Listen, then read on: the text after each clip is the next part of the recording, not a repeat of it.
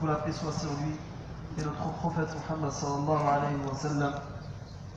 Allah tabaraka wa ta'ala, mes chers frères et sœurs, a fait de cette fête de l'Eid une occasion pour les fidèles de se réunir, de s'approcher et de se pardonner.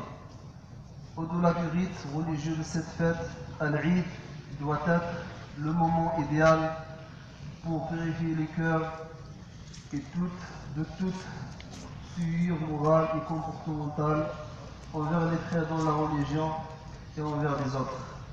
Mes chers frères et sœurs, l'Eid en islam incarne l'unité, la solidarité, la fraternité et le respect mutuel. En effet, le prophète sallallahu alayhi wa sallam a dit: l'exemple des croyants dans leur amour mutuel, leur compassion réciproque et leur sympathie ressemble à l'exemple d'un corps.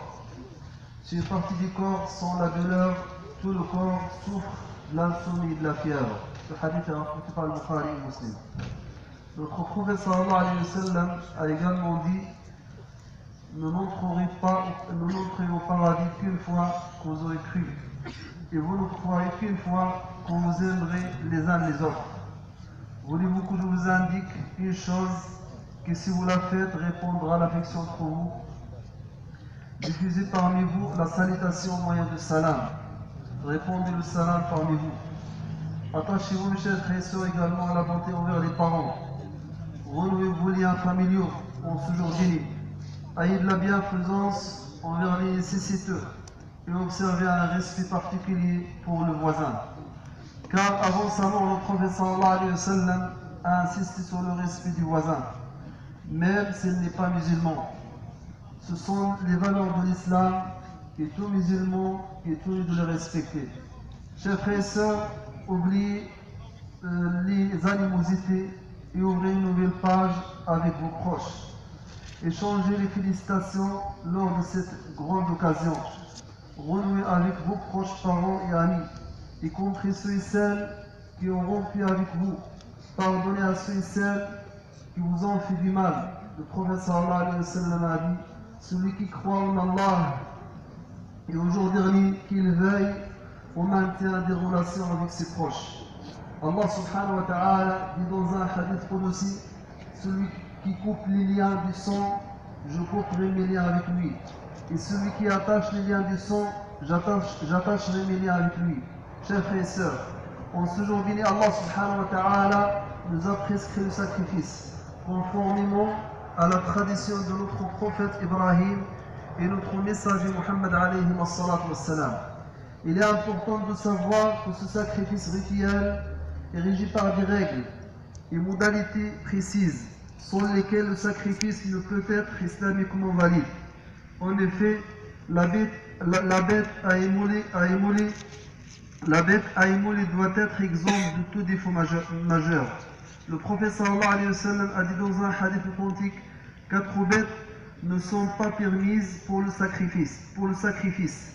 La borgne dont l'infirmité est manifeste, la malade dont la maladie est apparente, la boiteuse dont l'infirmité est manifeste, et la vieille bête qui n'a plus de graisse. Ce hadith est rapporté par Imam Ahmad et Tirmidhi, Abi Daoud, Nasa'i ibn Majah. Il y a également, chers frères et sœurs, un délai pour sacrifier au-delà duquel il n'est plus admis de sacrifier. Ce délai commence le jour de l'Eid, après la prière de l'Eid, jusqu'à 3 jours après l'Eid. Et l'âge du mouton à sacrifier doit être au-dessus de 6 mois. Au-delà de cet âge, le sacrifice n'est pas accepté. Chers frères et sœurs, aujourd'hui est le jour où il y a un maximum de fidèles dans la mosquée. Et je tiens à saisir cette occasion pour rappeler les fidèles qu'un certain nombre de musulmans, hélas, ne viennent à la mosquée qu'une ou 2 fois par an. Et ce pour faire la prière de l'Eid, de l'Eid al-Fitr, et celle d'aujourd'hui, de l'Eid al-Adha. C'est une chose fondamentale, regrettable.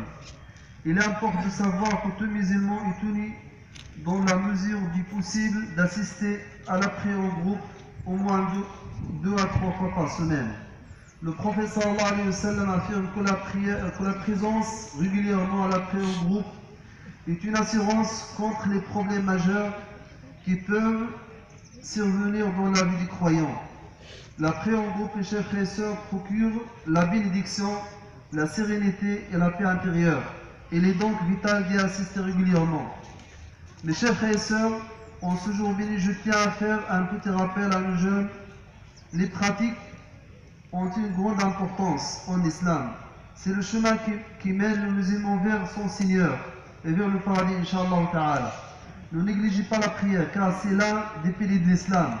Et c'est la première chose dont vous allez rendre compte devant Allah Ta'ala le jour du jugement dernier. Cependant, les pratiques doivent avoir comme résultat un bon comportement avec tout le monde. En effet, les adorations, mes chers frères et sœurs, doivent nous conduire vers l'approfondissement de la foi et le bon comportement. Sinon, elles n'ont aucun sens. Allah subhanahu wa ta'ala décrit son prophète Muhammad sallallahu alayhi wa sallam par la plus belle description. Il dit subhanahu wa ta'ala, tu as certes le plus noble des caractères, tu as certes d'une excellente moralité. Si tu veux que le prophète sallallahu alayhi wa sallam, mon frère, ma soeur, si tu veux que le prophète sallallahu alayhi wa sallam t'aime, si tu veux que tu sois son voisin au paradis, Inch'Allah, si tu veux ressembler au prophète sallallahu alayhi wa sallam, tu dois insister sur une chose. Tu dois mettre le paquet sur une chose. Comment se comporter convenablement et aimablement avec les gens qui m'entourent. Le prophète sallallahu alayhi wa sallam a dit dans un hadith authentique, les gens les plus proches de moi le jour du jugement dernier, ceux qui méritent mon intercession, ceux qui auront le degré le plus élevé au paradis, sont les gens qui ont une bonne moralité, qui ont un bon comportement avec tout le monde, qui ont un bon relationnel. Notre prophète sallallahu alayhi wa sallam, mes chers frères et sœurs, était un homme véridique, honnête, doux, miséricordieux. Il n'était sallallahu alayhi wa sallam ni orgueilleux ni vulgaire. Il dit sallallahu alayhi wa sallam dans un hadith rapporté par l'imam Muslim, savez-vous qu'il est ruiné?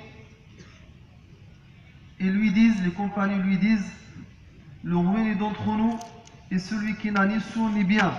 Al-Muflisu min ummati. Et il leur dit sallallahu alayhi wa sallam, le ruiné de ma communauté, Al-Muflisu min ummati, est celui qui viendra au jour de la résurrection avec des prières, de l'aumône, du jeûne, et qui viendra aussi avec des insultes proférées contre un tel, des accusations mensongères contre un autre, des spoliations de biens d'un troisième, un crime contre un quatrième et des forfaits contre un cinquième. On donnera alors à l'un une de ses victimes, on donnera alors à l'un de ses bonnes actions. Et pourquoi on donne ses bonnes actions aux autres? Pour les dédommager. On donnera alors à l'un de ses bonnes actions et l'on donnera à l'autre de ses bonnes actions quand ces bonnes actions seront épuisées, alors qu'il ne s'est pas acquitté de ses dettes, et il prendra sur lui de leurs péchés et sera envoyé en enfer. Le prophète sallallahu alayhi wa sallam, mes chers frères et sœurs, a dit: j'ai été envoyé pour parfaire les nobles caractères, pour parachever les bons comportements. Les premières paroles que le prophète sallallahu alayhi wa sallam a prononcées à Médine sallallahu alayhi wa sallam, les premiers conseils qu'il a donnés sallallahu alayhi wa sallam: ô homme, répandez le salam, offrez la nourriture, consolidez les liens de famille, priez la nuit quand les gens dorment, vous irez au paradis en paix. Il dit sallallahu alayhi wa sallam: ô homme, répandez le salam. L'islam, mes chers frères et sœurs, est la religion de salam, de paix et de la sécurité. D'ailleurs, Allah subhanahu wa ta'ala a employé le mot as-silm, le mot paix, pour désigner la religion de l'islam. Lorsqu'en s'adressant aux croyants, il dit subhanahu wa ta'ala: ô vous qui croyez, entrez pleinement dans la paix, entrez pleinement dans la religion de l'islam, entrez tous ensemble dans la paix, dans la religion de l'islam. Répondez le salam, mes chers frères et sœurs, ne signifie pas ici seulement saluer, mais il prend un sens plus large pour englober tous les actes qui peuvent contribuer à répandre la paix entre l'humanité et à mettre fin aux querelles, aux conflits et la haine et l'animosité qui règne parfois entre eux.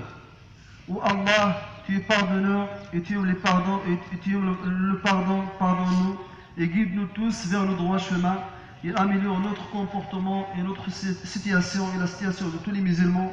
Nous implorons Allah subhanahu wa ta'ala, le tout miséricordieux, le très miséricordieux, de déverser sur nous tous la sérénité et la paix. Nous demandons à Allah subhanahu wa ta'ala de protéger notre pays, la France, de tout mal et danger. Subhana rabbika rabbil izzati amma yasifun wa salamun ala al-mursalin walhamdulillahi rabbil alamin.